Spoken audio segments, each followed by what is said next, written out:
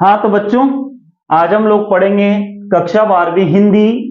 और कक्षा 12वीं हिंदी की जो पुस्तक है आरो, हम सभी जानते हैं कि कक्षा 12वीं जो हिंदी है उसमें 3 पुस्तकें चलती है, एक आरो, वितान और अभिव्यक्ति माध्यम। तो हम लोग आरो पुस्तक को पढ़ रहे हैं और आरो पुस्तक को भी हम जानते हैं कि इसमें 2 भाग, एक गद्य भाग और एक पद्य भाग। तो सबसे पहले हमने पद्य भाग को प्रारंभ किया है और पद्य भाग का दूसरा पार्ट है और दूसरे पार्ट के लेखक हैं आलोक धनवा और इनकी एक कविता है, उस कविता का नाम है पतंग। पतंग जो कविता है, थोड़ा सा मैं आपको इसके बारे में समझा देता हूं कि पतंग जो कविता है यह इनका एक काव्य संग्रह है, इनका एकमात्र काव्य संग्रह है। उस काव्य संग्रह का नाम है दुनिया रोज बनती है और उस काव्य संग्रह से यह कविता ली गई है। जो पतंग है वो बच्चों की जो बाल सुलभ है ना इच्छाएं और उमंग को प्रदर्शित करती है, उसको बताती है कि बच्चों के विचार कैसे होते हैं। पतंग की तरह से पतंग उड़ती है, ऐसे बच्चों की जो इच्छाएं हैं, उनकी जो भावना है वो भी उड़ती है। आगे हम देखते हैं कि इनके बारे में थोड़ा सा और समझा दूं मैं आपको कि कई बार परीक्षा में जो महत्वपूर्ण प्रश्न पूछे जाते हैं एक अंक के, कि इनका जो काव्य संग्रह पतंग कौन से काव्य संग्रह से ली गई, तो दुनिया रोज बनती है। अच्छा, एक चीज और इनके बारे में है कि इनकी पहली कविता वो है जनता का आदमी। तो ये प्रश्न भी कई बार परीक्षा में पूछा गया कि आलोक धनवा की पहली कविता जो है वो कौन सी है, जनता का आदमी।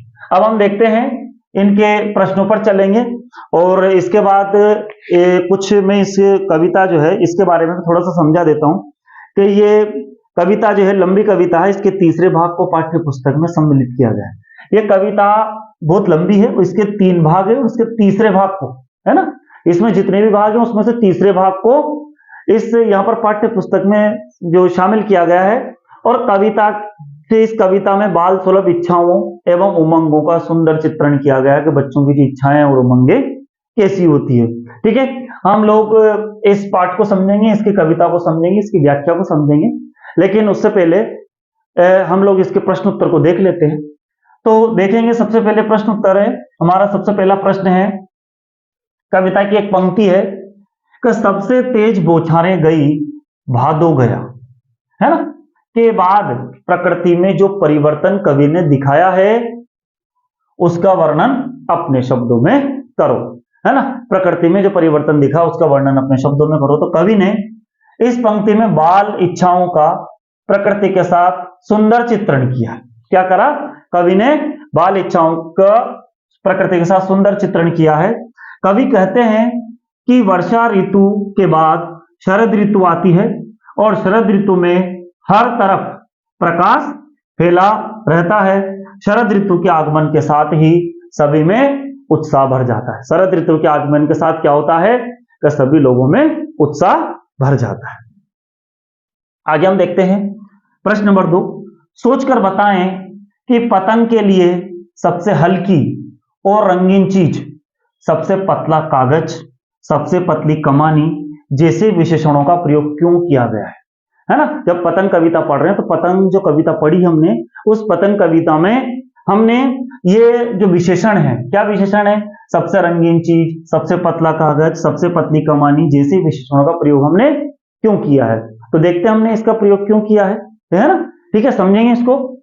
पतंग के लिए सबसे हल्की और रंगीन चीज, सबसे पतला कागज, सबसे पतली कमानी जैसे विशेषणों के प्रयोग से कवि पाठकों के मन में जिज्ञासा जगाना चाहते हैं। कवि क्या जगाना चाहते हैं, ऐसे विशेषणों का प्रयोग करके कवि जो है वो पाठकों के मन में जिज्ञासा जगाना चाहते हैं।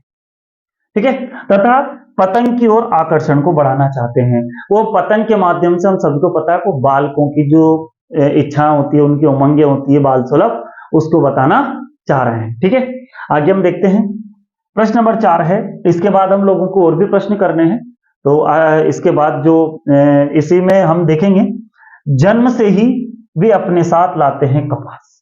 ठीक है, तो कई बार परीक्षा में कक्षा 12वीं जो बोर्ड की परीक्षा है उसमें कई बार यह प्रश्न पूछा गया है कि बच्चे जन्म से अपने साथ क्या लाते हैं।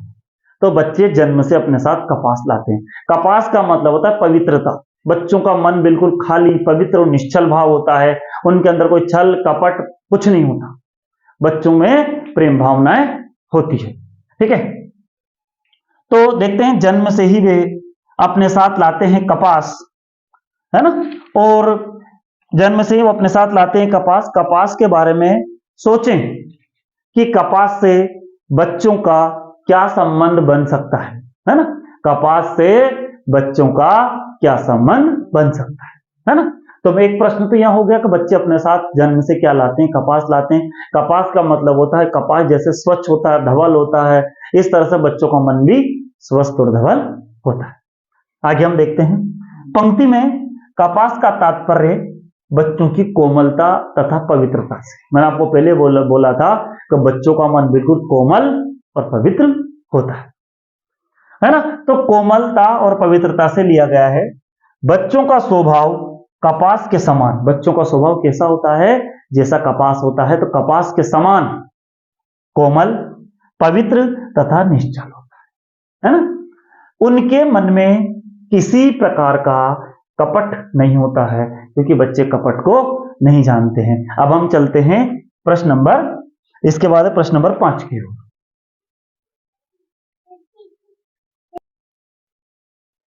अब हम लोग पहुंच चुके हैं प्रश्न नंबर 6 पे। तो निम्नलिखित पंक्तियों को पढ़कर प्रश्नों का उत्तर दीजिए। जैसे पहला है, छतों को भी नरम बनाते हुए, दिशाओं को मृदंग की तरह बजाते हुए। दिशाओं को मृदंग की तरह बजाने का क्या तात्पर्य है? दिशाएं हैं, उनको मृदंग की तरह बजाने का क्या तात्पर्य, देखते हैं। दिशाओं को मृदंग की तरह बजाते हुए अर्थात वातावरण में संगीत का निर्माण करने का प्रयास करना। वातावरण में किसका प्रयास करना? संगीत में, वातावरण में संगीत का निर्माण करने का प्रयास करना।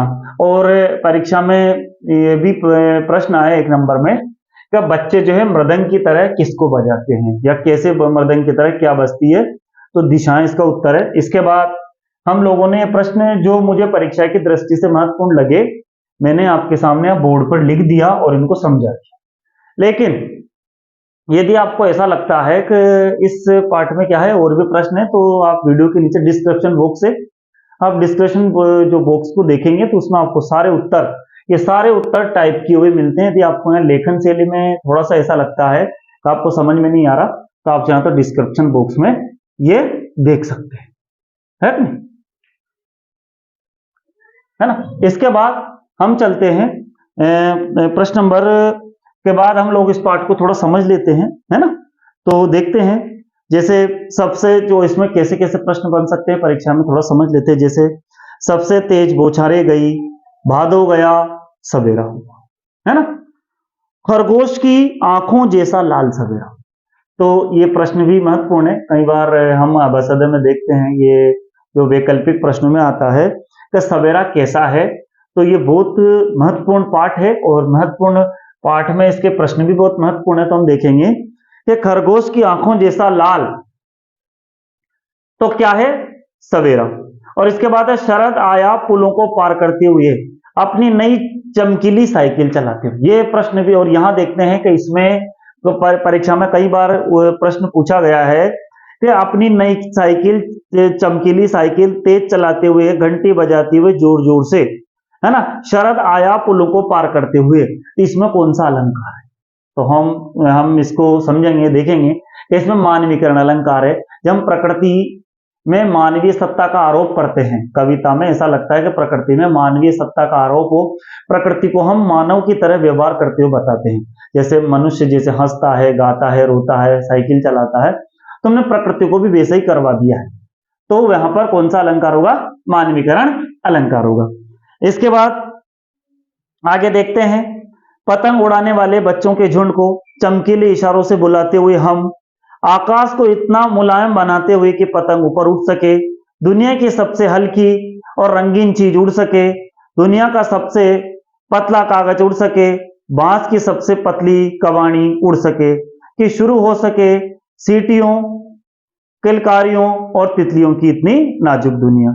जन्म से अपने साथ लाते हैं कपास, पृथ्वी घूमती हुई आती है और उनके बेचैन पैरों के पास, जब वे दौड़ते हैं बेसुध छतों को भी नरम बनाते हुए, मृदंगों दिशाओं को मृदंग की तरह बजाते हुए जब पेंट भरते हैं और चले आते हैं डाल की तरह लचीले वेग में अक्सर छतों के खतरनाक किनारों तक, उस समय गिरने से बचाता है उन्हें सिर्फ उनके ही रोमांचित शरीर का संगीत।